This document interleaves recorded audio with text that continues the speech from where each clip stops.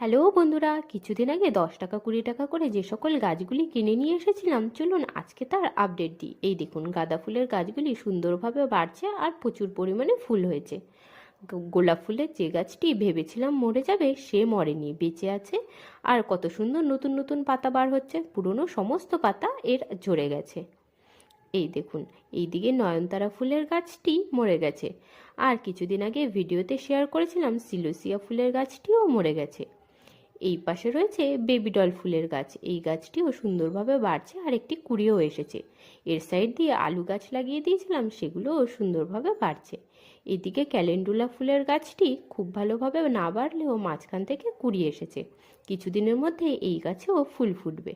ওই একই দোকান থেকে গিয়ে পরের দিন এই যে গ্যাজিনিয়া ফুলের গাছটি নিয়ে এসেছিলাম, আর এই যে ভারবেনা, এরা দুটো গাছও খুব সুন্দরভাবে বাড়ছে আর সুন্দর ফুল ফুটছে।